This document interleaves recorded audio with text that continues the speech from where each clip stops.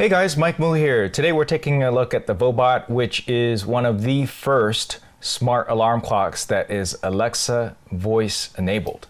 All right, this is a touch-initiated device, which means that unlike the Amazon Alexa Echoes, you actually have to touch it for it to actually start listening to you and your commands. This is great if you want a little bit more privacy.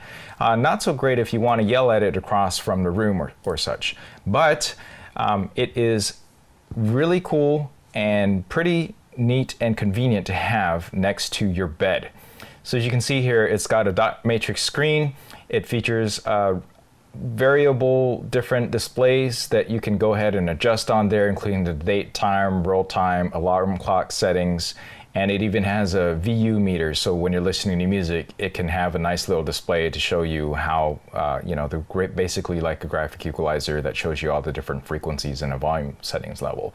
Overall, it's pretty cool. And one of the cool, really nice things about it is that this runs for just under $45 right now due to a promo where you can go ahead and type in Vobot at the checkout screen. I'll have links down below. At this point, I'd like to thank Vobot for sending this out for review. I've had this for a couple of days right now, so this is not a really comprehensive review. This is basically just my usage of the unit over the past several days. All right. So it features a 5-watt speaker and it's pretty loud. It's definitely louder than what I was really expecting. It kind of caught me by surprise. So at level 10, it is definitely louder than a regular Amazon Echo, which runs about the same $50 price point after tax and all that included.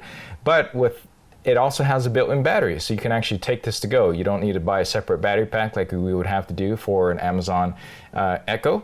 So it'll run about 4 to 6 hours off of the battery pack. I've actually did not do a thorough test on this. I have noted that I have had this unplugged for about 2.5 hours right now, and it's still going, but it's going to be highly dependent on what kind of music and stuff you're playing. In the back, it features basically a line output. So the line output allows you to go ahead and plug in other speakers and stuff in the back. It's got the micro USB port that is needed in order to charge the unit. One thing I wish it had was a charging dock station, because if this is going to remain next to your bedside most of the time, it'd be nice to go almost completely wireless by just having a dock there. Then you got the corresponding volume up, down selector buttons in case you need to make any adjustments. However, since this is Amazon Alexa enabled, if you are connected to Wi-Fi, then you can go ahead and just talk to it by pressing the button and asking it to set the volume.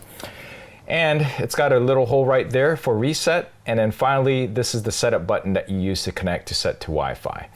Setup was actually really easy. It's just like many typical Alexa type devices where you connect to it via Wi-Fi. It creates its own little hotspot first, and you connect to it, open up the free app that you can find on the App Store of your Google or Apple devices, and connect to it via Wi-Fi, and then tell it what Wi-Fi you want to connect to it. One pretty awesome thing about this, which I thought was kind of cool, is the very fact that there's actually a mobile type of hotspot feature where it will relay your Wi-Fi signals coming through. It's actually not featured in their advertising on the unit, and I'm not sure why, because I think that's pretty cool. So basically, if you take it to travel with you, you connect to the hotel Wi-Fi spot, you can then distribute that signal and connect via Wi-Fi to the unit through your own little laptops and stuff. So relay the Wi-Fi signal. This is great if you want to share Wi-Fi out with anybody else that also happens to be in your same hotel room. So taking a look at some of these features, of course, it's going to support most of everything that is available in hundreds of thousands of skills on Alexa. I personally use it to listen to music and my news briefings, podcasts, set timers, and alarms. So this will basically do 90% of the things that I want to do. One thing it doesn't support at this point in time, unfortunately, is things like Spotify or Pandora, unfortunately. Let's go and try that out. Basically, it's touch initiated. I'm going to go ahead and see if I can do the touch point and have it activate. Play something from Pandora. Getting the last Pandora station Mike listened to. Michael, Pandora. So it does work. Yeah, so Pandora actually does work. Sorry, I'm not sure. Cancel. So it's actually Spotify that wasn't available at the time. However, keep in mind and note this is pretty important, is that this is still being updated frequently. In a couple of days that I've had this, I have actually had 2 other updates directly on the unit itself. So they're going to be adding more and more features to it. They seem to be pretty responsive on the customer service support. You can basically ask them questions and they'll most likely respond to let you know what's going on, what kind of features they're going to add on there. So that's pretty cool. Of course, one of the main things that sets this apart also is that you got the LED display. I spoke a little bit differently about what's available on there, but what is pretty cool about that is, check this out. So this here is when you go and connect to the same Wi-Fi, or you connect to myvobot.com, you can go ahead and control and access things from this through a web browser. So you can take a look at your alarm timers in a list point of view. It's got some settings in here which is pretty cool to look at, because you can adjust the display settings. This type of configurability is not typically found in a lot of other Amazon Alexa devices. So I just switched my view to 24-hour clock mode. I can adjust the brightness.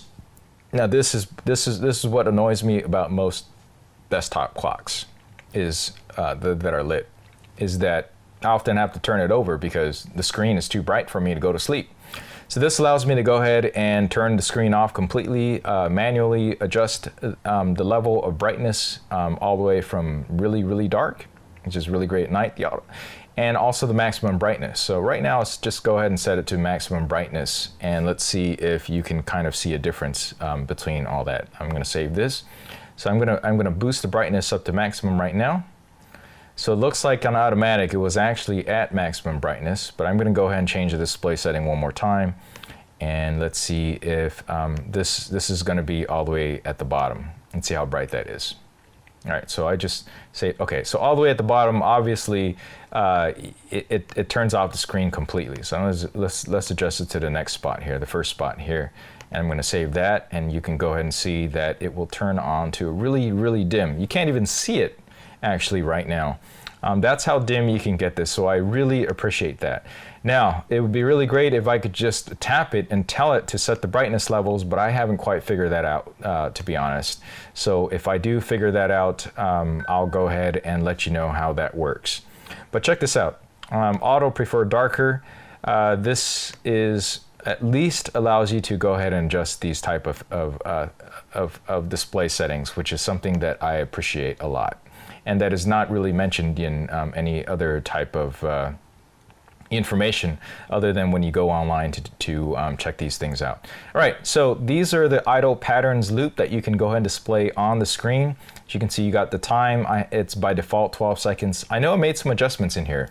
So I have it cycled to show the time most of the time, and then the date for 1 second, the day of the week for another second, the battery status for another second, date and time for another second. The day of the week and time never to show. The time, whether or not I want vertical arrangement. Sure, I'll set it up for 1 second to show that. And the world clock, I don't currently have it set for anything else other than here in Pacific Standard Time. And then if I have any active alarms, it'll go ahead and show that stuff on there as well. So you can go ahead and adjust these type of things. Now, during playback of music, this is where I was saying earlier, you can have and show the title of the song or music or podcast that you're playing at the moment on the actual display. The spectrum of media basically allows you to see exactly what just basically a nice graphical equalizer of the music that's going on. I'm going to go ahead and set that up at 4 seconds. And yeah, so finally, the world clock. I guess I need to move my face out of the way so you can kind of see that. By default, it's set to Asia and Hong Kong, where this is made, where the company is. But you know, you can go ahead and set it up for other areas as well. As you can see, it's got a world clock that you can go ahead and set this up at. So all these features make for a pretty good world clock system. So there are some other cool things that are actually only found under, well, let's take a look at under the hood. You can shut down, you can reboot it. I had enable continuous voice interaction, which is kind of a little bit more annoying than I thought it would be. And that basically means that after you talk to it, it'll listen to you again for other commands. But I found that it's a little bit buggy, so I definitely wouldn't recommend something like that. But you can go ahead and adjust different things here. As I was talking about the hotspot mode, see, you can do the relay mode. So it'll relay the Wi-Fi right over to you, so you don't have to connect directly to the Wi-Fi. You'll have disconnected Wi-Fi and you connect to the Vobot, which is pretty cool. It'll allow you to automatically adjust which type of signals in case of the Wi-Fi. But if you're using it mostly at home, you're probably never going to have to touch any things like that. And then there's a Wi-Fi button that you can go ahead and enable in the back. But by default, you really don't need to do that. All right. So how well does this work? I gotta say, I've had a few bugs and issues with it during the course of my usage. And that mostly had to do with it recognizing my hands when my hands are a little bit dry.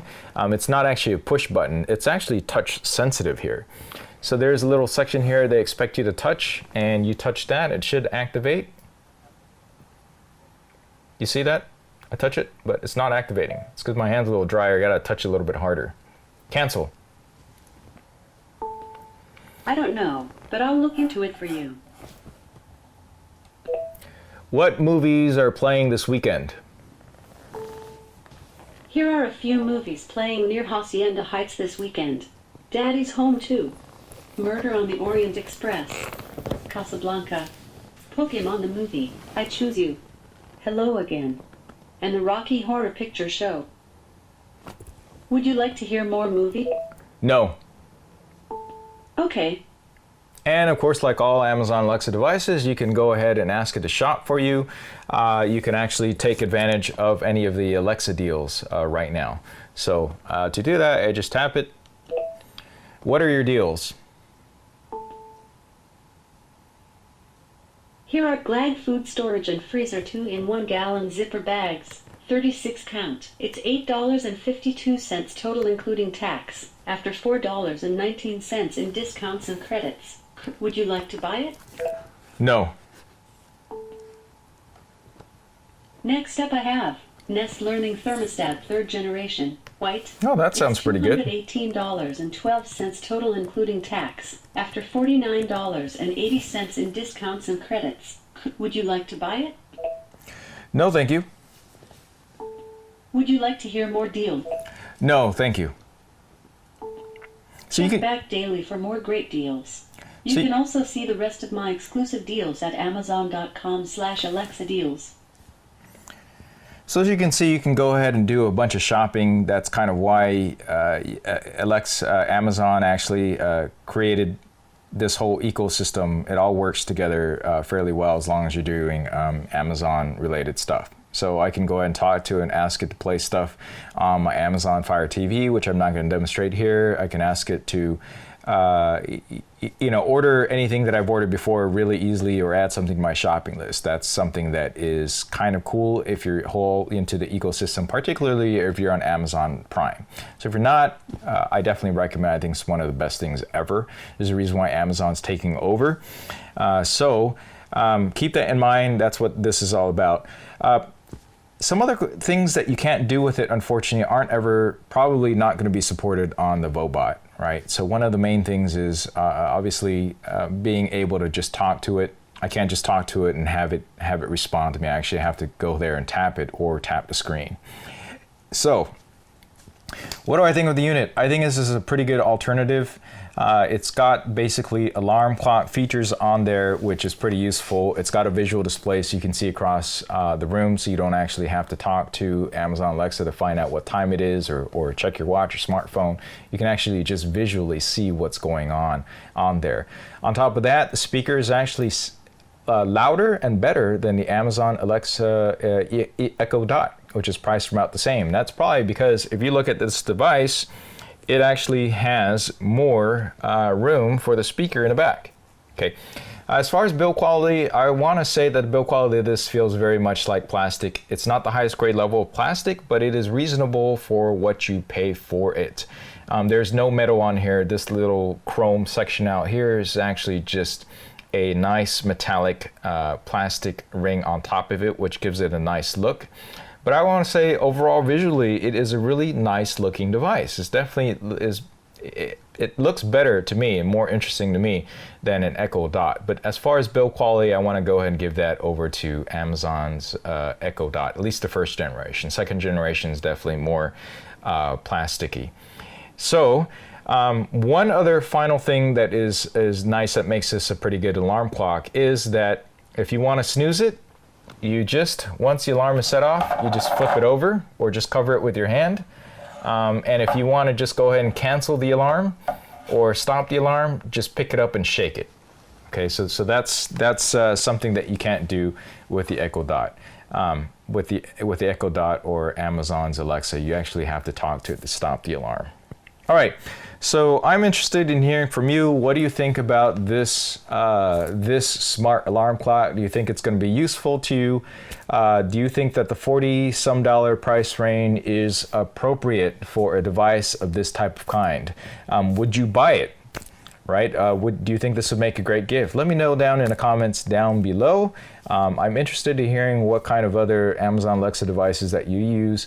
If you haven't seen some of my latest reviews about that, you might want to check out my Garmin Speak, where I talk about a review about an Amazon Alexa device for your car that gives you GPS navigation. So the future is looking pretty good over here on the home robot automation type of end, at least with the Vobot is concerned. We're getting one step closer to having more smart intelligence helping us in our day-to-day life. And that's all I'm going to talk about in this video. Please like, subscribe, and share, and I will catch you in the next video. Thanks for watching.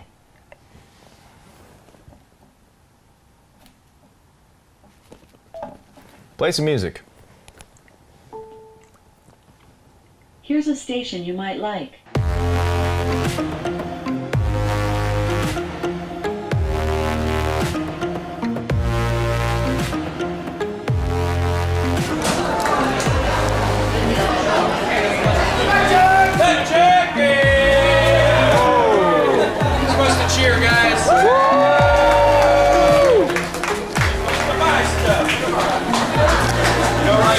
Sell t-shirts. If you don't know how to cook fish, we have cookbooks.